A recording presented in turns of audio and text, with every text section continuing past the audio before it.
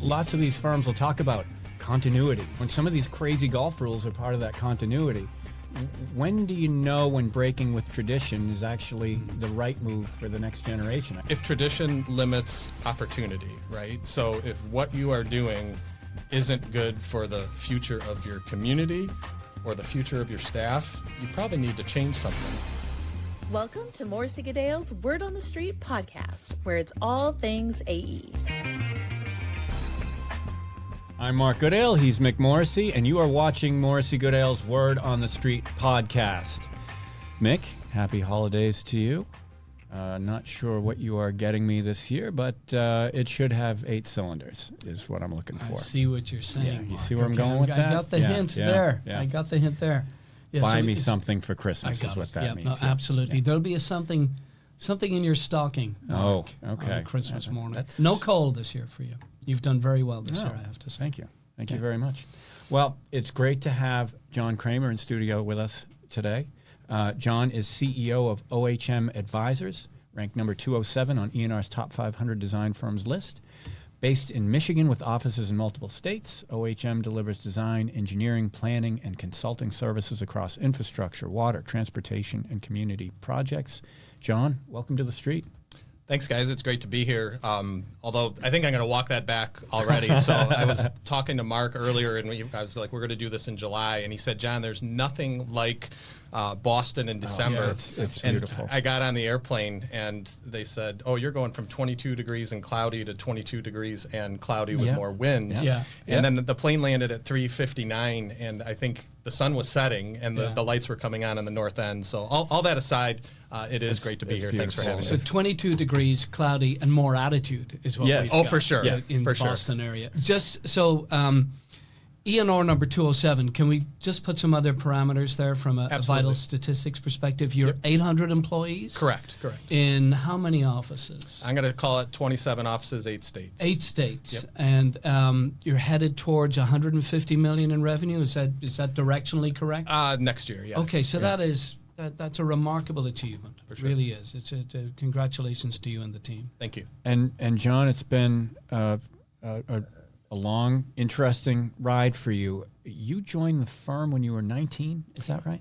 That is correct. I was an intern, and if I recall, I think I was the intern. It was before we had intern programs. I think we hired 75 interns this year, but back then when I was the intern and a teenager technically, I think the next closest person was probably 30 years old, so I had to figure out how to talk to those old people. Yeah. How many folks in the firm were there at that point? I'm going to say roughly? 80. About 80 people. Yep. Okay. So when you say you were the intern, that means you were the only intern. It wasn't like there was a group of interns and you were the best of all interns. Is that correct? It was, today we onboard them in their cohort groups. Yeah. This was like summer of '93.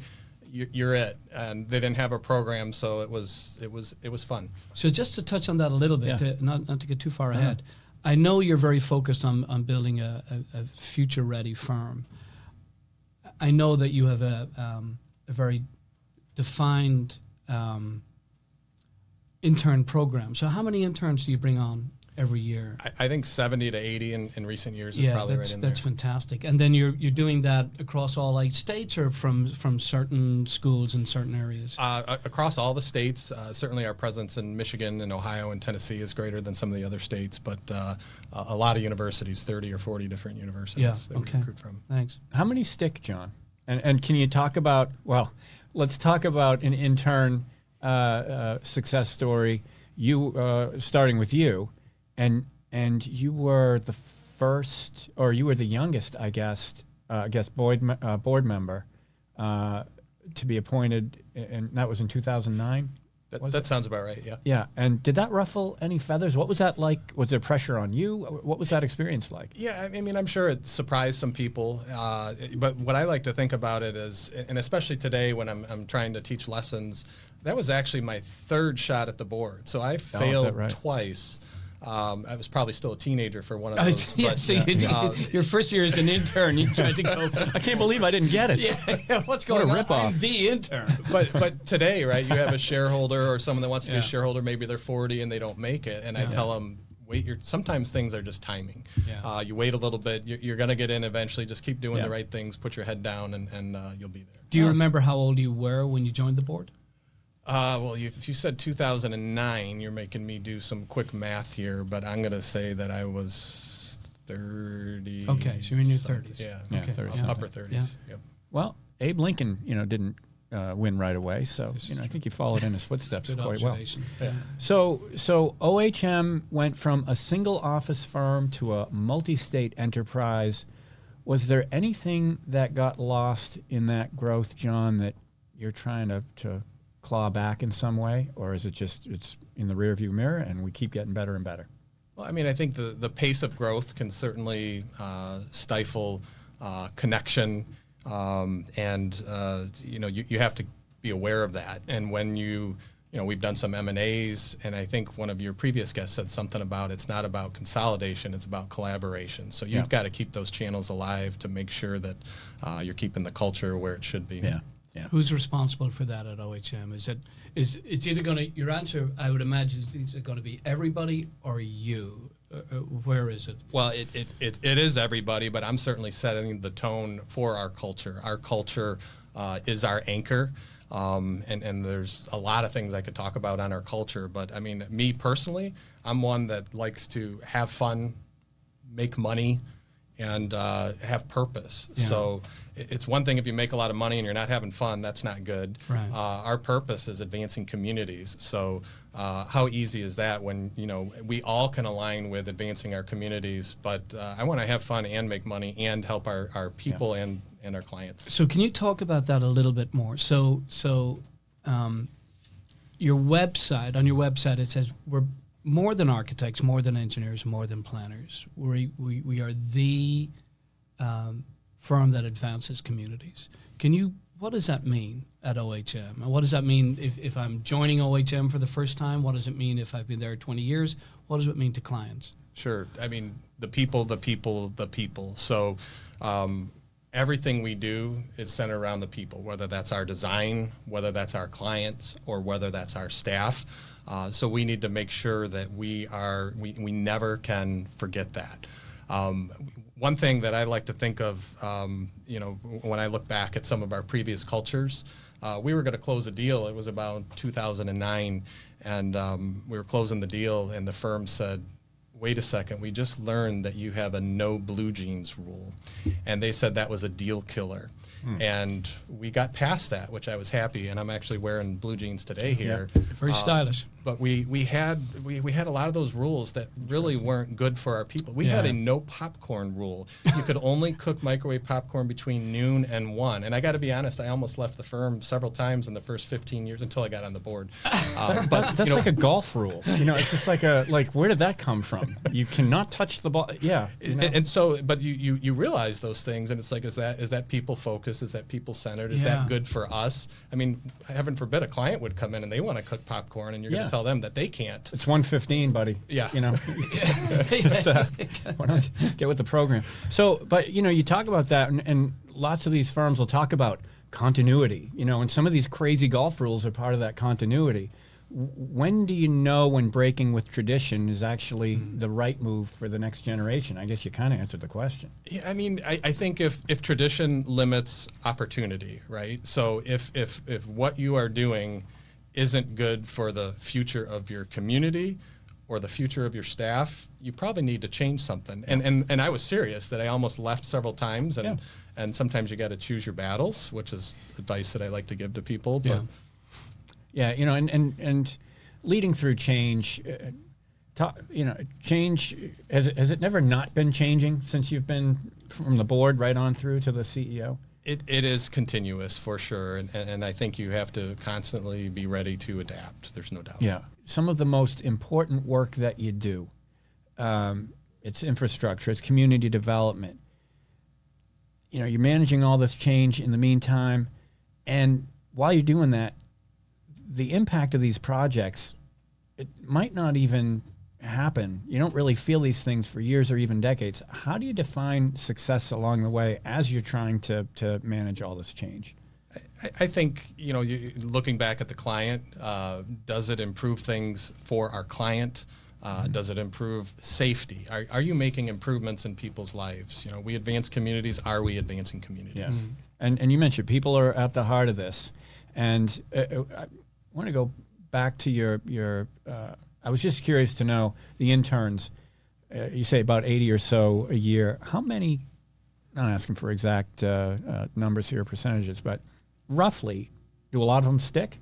Absolutely, and that certainly is the goal. And I think we can all agree that it used to be, back with me, I'm pretty sure they waited until I graduated, and then a week after they might have made me an offer. Today, you're making offers to those interns full-time, 9 months, 2 years, whatever it is. You're thinking in advance because you want to lock down that talent if you know they have potential. So you really are, as a firm, prioritizing, I'll call it human resources management. Is that right? So you've got somebody who leads that function for the firm? For sure. And that person sits at the strategy table, sits at the here are the investments we need to make table. Absolutely. And argues for investments. Is that right? Yes, and they have good competition with our IT folks and a lot of people, but absolutely, they've got to be at the table because we're in the people business, and everything we do is designed around making improvements for people. We got to know how to get there. Yeah. So John, you mentioned how you started to allude to how things have flipped a little bit in terms of the AE employee value proposition. What did today's young folks and recruits expect that you didn't when you were, 19, 20, 25, whatever it would be? Well, I mean, I think it's fair to say, as I mentioned, culture is our anchor, but they want transparency. They want all those things we hear about, but even the way you communicate with them, right? When I get back on Friday, I think I'm recording a video. We call it Some Good News. We do some of these quarterly videos. And these are productions. This has acting and sometimes even humor in them. They've got their TikTok stuff. So you have to be able to communicate to them where they're at. Yeah.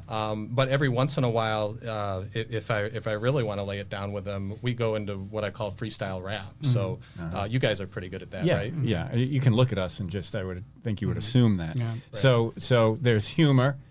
Subjective, which we don't have in this subjective, podcast, yeah, no, at all. And no, it's hard to come by. So talk to John about this. I just got back from a client late last week, and I can't seem to get away from the remote / hybrid, where it's just is it going to be this question for 20 years? I mean, when does this actually go away? When does this industry finally figure out how to get this balance? Because it seems like we're not close still. So I think what we've learned is flexibility is still key. So we actually don't have in our 27 offices, a hard come back to the office, but a majority of our offices are 60 to 95% full on every day. But if you overstep that bounds and you realize that you have people that are driving an hour and 10 minutes, or you have people that have 8, 10, 12-year-olds and 6-year-olds, you're going to lose out on a lot. You're going to lose out on being able to hire people, being able to keep people, or having people down the road.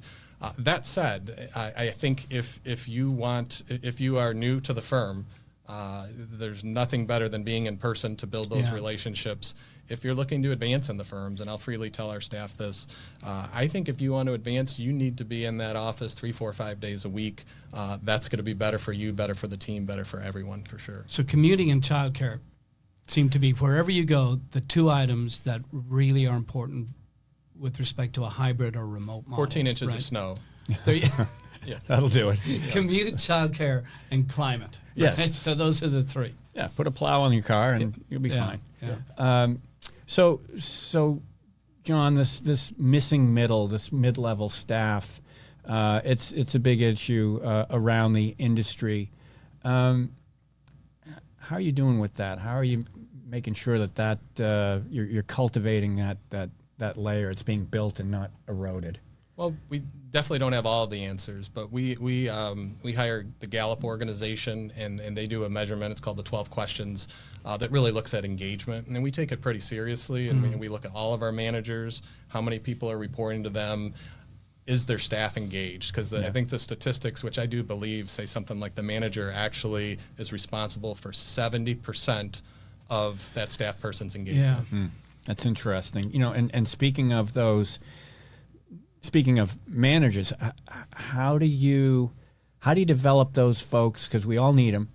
How do you keep folks growing who are not necessarily going to be managers or corporate someday? Not everybody's going to go in that direction. Don't need them to, but how do you keep those folks engaged? I've seen it many times, Mick. You've probably seen it in a lot of firms where there's, second-class citizenry and that kind of stuff. How does it work at OHM? Well, we have some internal development. We have a program that we call Grad School and Leaderees. They're actually two separate programs, and sometimes we combine them. We get into, in this Leaderees program, Carl Jung, who's a psychologist. Mick probably knows. I don't know. He's a European chap, so I'm J-U-N-J. Yeah. So we get into the Carl Jungian psychology and really get in there and mess with the brain and figure out what is it they need to do, what is it that they want to do, what are they going to be best at. And that's been life-changing for a lot of our staff. So we make sure that they have different programs that can keep them engaged. So that's a remarkable investment that you make in those programs. Can you speak to, I'm very interested in you've grown rapidly over, certainly since 2021. Yep. And indeed that growth has been accelerated recently by 3 acquisitions that you've made. That's not all of your growth, but 3 acquisitions in relatively quick succession, maybe over 8 months. 8 months. Can you speak to the strategy or intention behind those 3 acquisitions? 3 acquisitions in 8 months is a lot, John. We look at M&A across the industry, and that's on pace with like the most prolific acquirers in the industry. So, and typically those most prolific acquirers are private equity backed or publicly traded. For sure. You're not, right? Correct. So can you talk about those 3 acquisitions, the strategy behind them and the intent? Absolutely. And before I go into specifics on all 3 of those, I want to talk a little bit about, because it does sound like a lot all at once, but there was a lot of planning and pre-planning. So one thing I talk about, I teach an emerging leaders program for ECEC, and I talk about you've got to take risks. And then I show this picture of me rappelling down a 300-foot building in Lansing, and then I show a picture of me doing a front 1.5 flips into Crater Lake, Oregon, where it's 39 degrees. And they're like, oh my gosh, that's what it's going to take to be a CEO, and you got to take those kind of risks. But when you back those down, every part of those was so calculated. It wasn't reckless. So when I rappelled down the Bogie Tower in Lansing, 300 feet, the fire department set it up, and I made sure they had 20 other people that went down safely before I went down. So it really wasn't that big of a risk. Right. And when I jumped off a 30-foot cliff, I got video we can check out later, into the 39-degree water, I polar jump every month of the year. So I'm used to the cold water, and I was a high school diver. So doing a front 1.5 from that level, it's been done before. The same thing with these acquisitions. It's not like I woke up in 2024 and said, we're going to do 3 acquisitions this year. I was trying in 2020, 21, 22, and 23, and I was failing again. So a lot of those things became aligned, and they were smaller acquisitions, so that it wasn't like, if it went wrong, it was going to be that big a deal. Yeah, I think this is a super important point for those firms that are employee-owned or ESOP-owned, particularly in the E&R top 500. And there's about 300, 350 of those firms. Everybody keeps hearing about private equity, right? But acquisitive growth is available to employee-owned and partner-owned and ESOP-owned firms. But it's a different proposition. There's a different approach to elevate probability of success. And you've spoken to it. It's stepping up, trying to make it happen in year 1, year 2, year 3, and then making it happen in year 4, right? Yep. So you have to be really good at building relationships. Probably there's a lot of legacy relationships in the acquisitions that you've made, so you both feel comfortable with each other. Is that right? For sure. And actually, so specifically on those 3 acquisitions, each one was very different. The first one, which was in Florida and Tennessee, they had offices in Florida and Tennessee. I did not know them, but they were MEP firm, mechanical, electrical, plumbing. We have that division. And they were in a high-growth market that we were looking at, and they were 10 or 15 people. So not a huge risk for the firm. So that one was a little bit, though, of we don't know them, but we're going to try this. And a year later, we're feeling very good about Great. it. The Yeah. second one, we actually didn't know them, but we knew a friend of a friend. And same thing, we were already in the Tennessee market. They were in Memphis. Yeah. And so we were really able to gel with, we're already here, we're already there. This is just adding another city within the same geography we're in. And then the third one that we closed on, we've worked with for 10 years. So there's a little bit of everything in all of those, but they were all kind of low risk. So it was easy to piece them together. Yeah. So I'm knowing what I know of you, you're constantly learning and you're constantly challenging yourself. For sure. What did you learn over the course of those 3 acquisitions?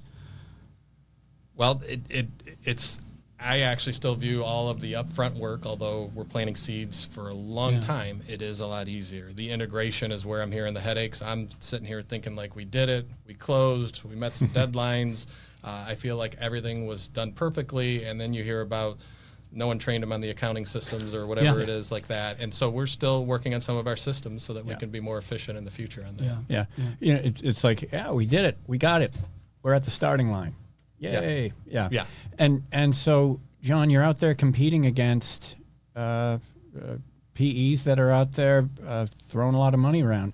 How do you distinguish yourself there? How do you make yourself attractive to a firm in that situation? Do you just go hunting? Is it different hunting grounds? How do you do it? Oh, the hunting grounds definitely overlap, but I think you are selling yourself as not PE, and you have to go through what those differentiations are. And I explain to them, PE is not inherently good or evil or bad.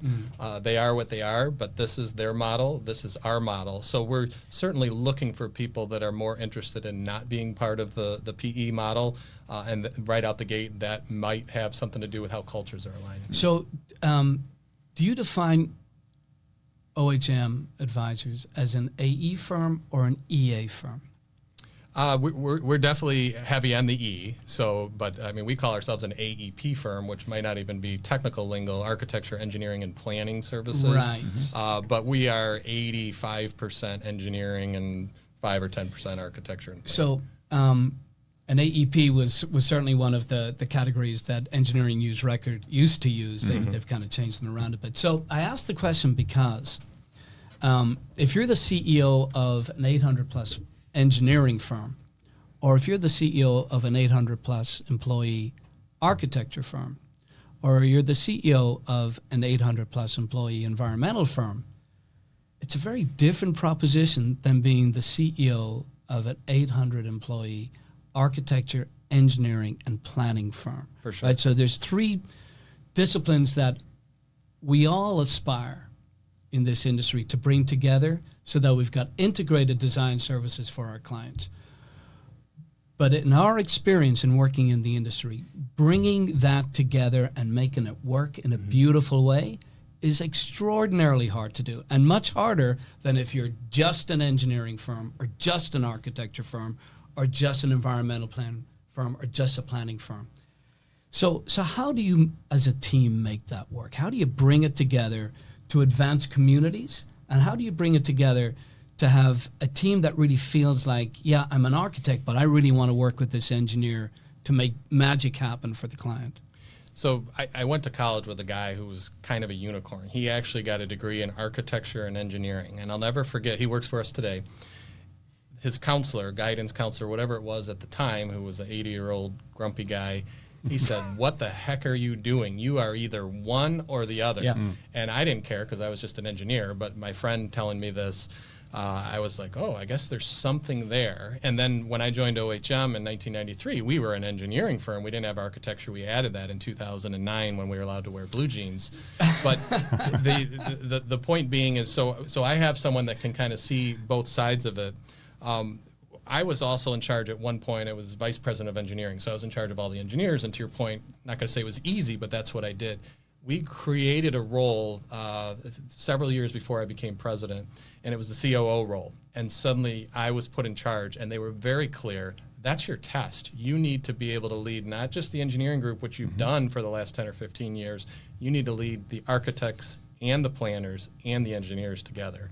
So there's a little bit of trial by fire there, but that was extremely helpful in understanding that we're all people, but boy, are we very different. So sorry, Mark. So when you seek out your peers in terms of helping you as a CEO be better, do you seek out peers that are running multidisciplined firms, like intentionally? Do you try to find somebody who is running an architecture and an engineering firm to learn what they're doing, or does that not really factor into your thinking? Well, I'm not discriminatory at all. I will seek out advice from anyone and everyone, regardless of the firm that they're adding. Yeah. And we have the same concept even with our board. So, for instance, as much as we talk about PE, we have an outside, we have 2 external people on our 7-person board, and one of them is private equity and middle markets, not for the AE industry, but how helpful is it to know how they think, what they're looking for, and then you can kind of take all that information and then act accordingly. Yeah.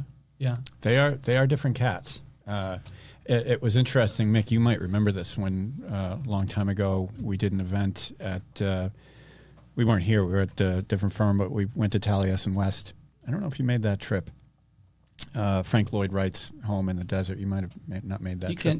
You've no evidence that I was there. Yeah. So anyway, we're walking through this tour of Frank Lloyd Wright's home in the desert, and it's almost like the Flintstones. There's no windows in the windows, and no glass in the windows.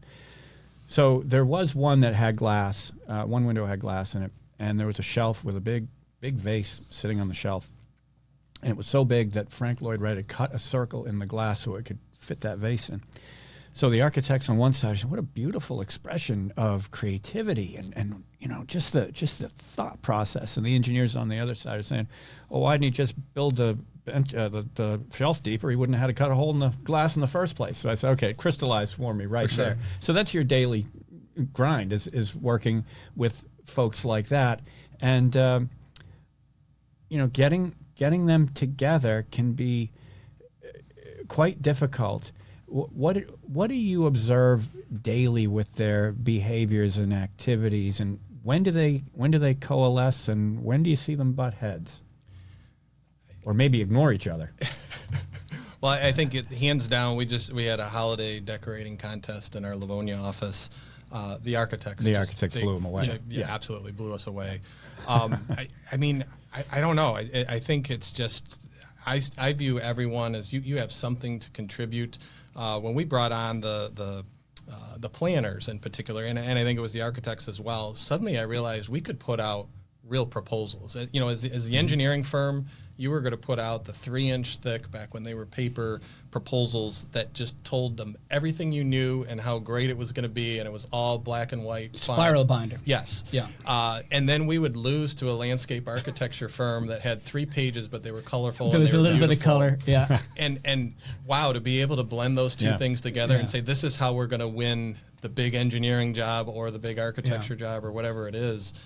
Take the talents and run with them. The firms I've seen run into trouble culturally with that kind of a mix are the ones that break out architecture and engineering financially, and they start looking at each other and they're saying, "You're not pulling your weight." I think you're just asking for trouble. It's when the you get down to incredible that level. shrinking budget, right? So one department gets their budget and they blow through it, and then the other department doesn't have that budget. And we do track all those, but you have to be very careful. That's I mean, we're not cost centers per se, but Right. at the same token, and if you get too far away from it, and I don't mean between architects and engineers, but between this office and that That's office, right. it doesn't matter You what can it cut is. it any which way. You've still got to kind of know what you're doing and where you're doing, so you can make improvements or agree that it's for the better. When did you become CEO?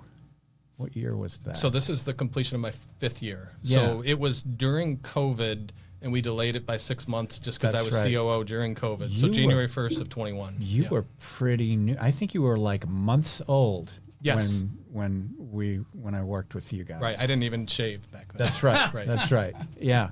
That makes sense now, because and you were coming into a it's interesting because you've got to go from an I've got mine mentality to it's not your work and my work, it's our work, and getting everybody into that mindset is For sure. the challenge. What's next for OHM Advisors? Where are you 5 years from now? Well, we have a strategic plan, and we have a WIG, a wildly important goal. I'm not going to get specifically into every detail of that, but certainly we are looking to grow. We are looking to grow for opportunity for our staff, for our clients, for everything that you can imagine. And I feel very passionate about it. I mean, I mentioned that I almost left over popcorn and blue jeans, but there were also, if we were still that 80-person firm today, I would not be here. So you've got to create that opportunity for people. If you can't pop popcorn at 3 p.m, I don't know what life is all about at that point. It's Can not I worth tell the living, as far as I know. anti-popcorn story that I've got real quickly here? You can. I won't had a judge client very in much. Denver, very successful firm, single owner, entrepreneur, really interesting work. He had a client come visit them in the office. Somebody was microwaving popcorn in the office. Went overboard with the microwave, so it was burning popcorn, smell. He was fired the next day. The owner fired him the next day. So that's the I think. Wait, though, but was that between 12 and 1? Well, so And, it could have and, been. and my biggest complaint too was, okay, I can't cook the popcorn, but I'm gonna overcook my fish and throw some Indian spices on there, and that's okay. Yeah, that's okay. That's a big I mean, there one. was the Croy machine actually was stuck to the microwave window, so that you knew the hours, noon to 1. Yeah. You cooked up some I pretty do- special. yeah. We're going to leave that alone. Yeah, but that but was- a big problem was for during my many years was Atkins diet phase. There was some. So our Horrible. producer Tim is looking at me here and saying, ask John about artificial intelligence, because we have to ask every guest about artificial intelligence. So can you Is that tell AI? us- Let's go with that. Well, you used WIG earlier on, Yes. so we're going to use AI. Okay. We're in the acronym part of the podcast now. Yep. AI. Personally, what's your relationship with it? And then from an OHM Advisors perspective, what's the relationship between the company and artificial intelligence? Sure. So before we go there, when I think AI, I think innovation. And I wanted to give a quick shout out, and I don't know if I'm going to knock the table over here. I have some old school Morrissey Goodale socks. And I want to give you guys credit for being the original innovators in the branded sock game. And so I brought with me, you might have thought this was actually a handkerchief. Outstanding. But this is actually, this is for Mark. OHM thanks. sock. Very good, I wore them on the plane. But these were hand stitched. So I've really lightly used is the way I like to get it. This My is gosh. fantastic. Thank you for that. So By much. the way, that was an incredible demonstration of your limberness Yes. there with the... Oh, he's grimacing right now. He blew out a left hand. He's out for a week. First guest to at actually put least. a foot up on the desk. but yeah. So let's get back to innovation and artificial intelligence. Yep. Your personal relationship with it. Yep. And then how's the company using it? Okay. So And how will the company use it? So I mean, you have to be into it. You have to be engaged in it. You have to jump into it. And I'm going to go back with a few more jokes. I mean, my wife uses it to figure out how our marriage should work. Yeah. So I mean, I'm getting hit from all. That takes a lot of processing power, I would imagine. Yes.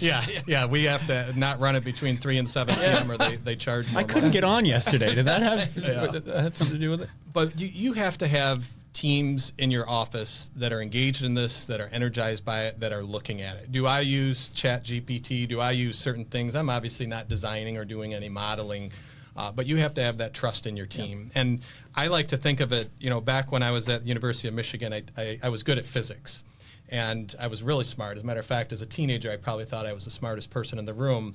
So I got cocky and I took like a 600 level grad. It's called QFT, which Mark's looking at me. He knows quantum field theory. Yeah. This was crazy stuff. So my Did that have long division in that? My professor actually studied with Enrico Fermi, who hired Oppenheimer. And friend of Carl Jung. Yes. Although that's the Swiss connection. But here was the thing. I realized not only was I not the smartest person in the room, I was probably the dumbest person in that room. And I did pass, and we'll leave it at that. But I needed to you got to find people like that can figure out what is it that you need. How can you move the firm forward? There are so many things. I'm getting inundated every single day by AI that's trying to sell me something, and they're just reading things. They know who I am, and they're targeting me. So I'm not a trailblazer in that respect, but we obviously digital twin models. We have staff that are designing with it. You have staff that are writing with it. You have proposals that are going out. And the biggest hurdle for me is to figure out what's real, what's not, what's the budget, what can we afford, back to that risk. It's one thing if you spend $500,000 on something and it flops. If that hurts you really bad, that's not good. But if you're programmed for it, then when you swing and miss, it's not a big deal. Is there a straight line connection to being the community advancement firm and how AI is deployed in the firm? So are you receiving from the clients, these are our needs, these are our wants, here's where we need more efficiency, here's where we need better service. Does that then drive how you're using artificial intelligence in the firm and or how you innovate in the firm? For sure. And I think, the clients are using it too. So if you think that you can put your head in the sand, your clients are going to tell you things that they know through AI. I think on the community advancement side, one of the best things is less about the technical design and more about the visualization of what can be. So when they say, we want to design a park, we want all this stuff, we want all this, there's a lot of AI software out there that can show, well, it will look like this, it'll look like this, and you have to really tap into that so that you can help them meet their needs. John, there's a counterintuitive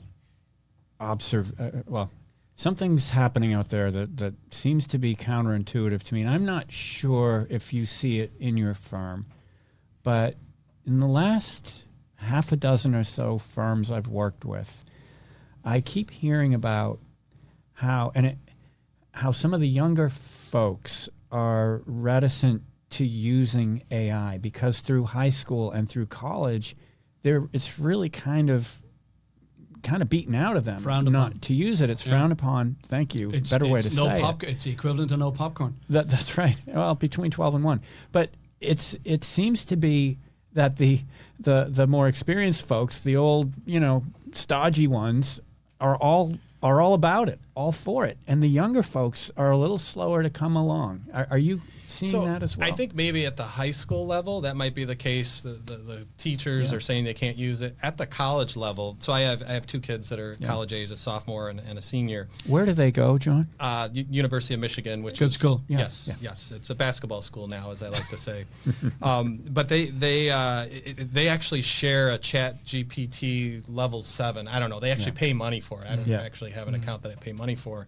And what's funny to me is, so they're all about it. They use it, and they're smart enough that they don't want to each pay a fee, so they share it. But the funny thing that they're learning is all of their weird searches actually show up to the other person. So my daughter dabbles in vegetarian type stuff, and she's like, can I get protein from eating crickets and all this kind of stuff? And so then my son will actually let her know later on, like, there's a lot of protein in crickets. Stay away from the crickets. But I do think at the college level, and I'm using them as the example, that they're all using it. And I think the people that are graduating, there's obviously classes on it. So. It's becoming more and more prevalent. You're a highly motivated guy.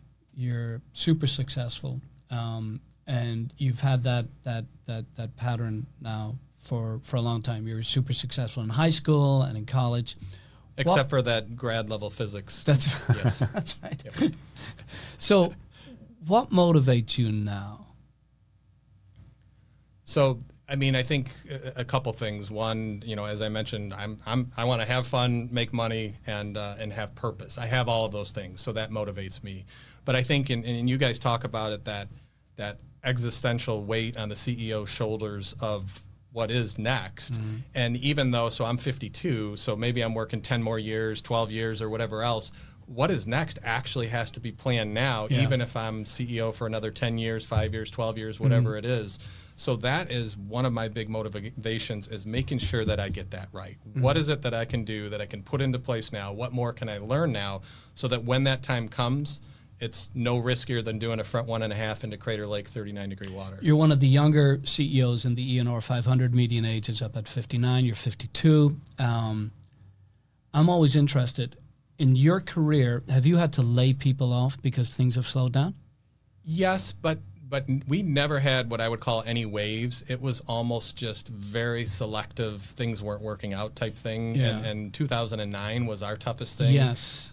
Michigan got hit harder Yeah. than the rest of the country. We were bragging. We were actually number 50 out of 50 in the economy. Yeah. And we were just Michigan-based. We might have had 2 people in Ohio at the time. Yeah. And then so we've diversified now. So now as the economies may change state by state, we're in a much better position to weather the storm. 800 plus people, 20 plus offices, 8 states. Physically, how do you connect with the firm? Do you have a schedule which is, I'm in Tennessee this week? Or what is, how do you connect with the So firm? I every year I set my goals, and 3 or 4 years ago it was to visit every single office, and you'd go to 15 offices and you check it off. And last year I think I went to 20 offices. Now that we're at 27 offices this year, I'm going to half the offices.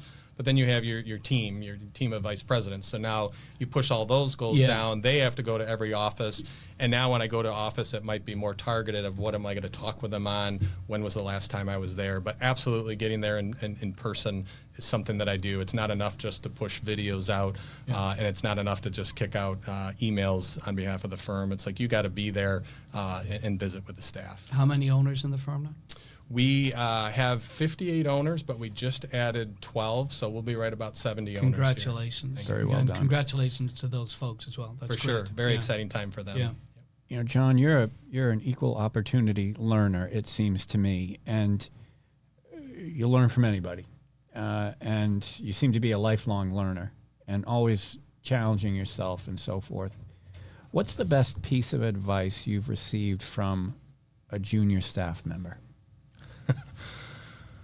I think advice I've received or advice that I would give them. Well, that's the next question. So let's not jump ahead. Yeah. It's they remind me that it is important to take time to listen to them, and that it is important to get out and visit to the offices. I don't have to have a reason. You always, right. well, I got to have a reason. Am I meeting with a client? Am I doing this? Just get there. Yeah. Get there, talk with them, visit with them. They'll see that I'm almost like a normal person. Yeah. Yeah. Someday. Yeah. Someday. Pinocchio will be a real boy. So the flip side of that question, John, is if you could go back and give 19-year-old intern John one pointer, what would it be? I think it's, reach out to all the mentors, all the normal stuff that you would hear, but you have to adapt to the world in some form or another. The world is not going to adapt to you. I mean, you can put your stamp on it, but you need to be paying attention with your head up to a much wider range other than what's in front of you every single day. All right, Mick, it's time for your favorite part of the You're gonna program, love that this, is John. Word to You're the gonna Wise. love this part of the podcast. Where we ask our guests some wise words. So, John, here's the question for you. What's one thing about the AE industry you hope the next generation of leaders does not inherit from us, and what are you personally doing to prevent it from happening? That's a good question. And I think you guys just had a word on the street earlier this week about the CEO calendar, the typical CEO calendar, and how busy it is. I had the opportunity earlier this year. I was in Omaha, Nebraska at the Berkshire Hathaway shareholder meeting where Warren Buffett stepped down. And he's kind of known for saying, busy is the new stupid. So I am very calculated at protecting my calendar. And that doesn't mean that I'm not busy and that I don't have long hours, but you have to say no to 95% of the things that are out there, or you're never going to be able to be in Boston in December. That's right. And so I literally sit with my assistant once a week, and we go through everything on the calendar for the next 2 or 3 weeks. What can we cancel? What can we shift? And it's okay to say no so that you can learn more. And I think what I would close with is there's a quote, I think it was Dr. Maya Angelou, which is just near and dear to my heart. And I'm going to flub what it is, but it's not, people aren't going to remember what you said or what you did, but how they made you feel. So I think of that when I'm out at all those offices. What am I speaking about? Who cares? How did I make the staff feel? How do I make my employees feel? Was that Maya Angelou or Carl Jung? I think it was Maya Angelou. I think you might be right. Yeah, you might be right. We'll double check. We'll fact check. No, that's a great after way. the That's podcast. a great. That's a great. That's absolutely perspective. fantastic. Yeah. Yeah.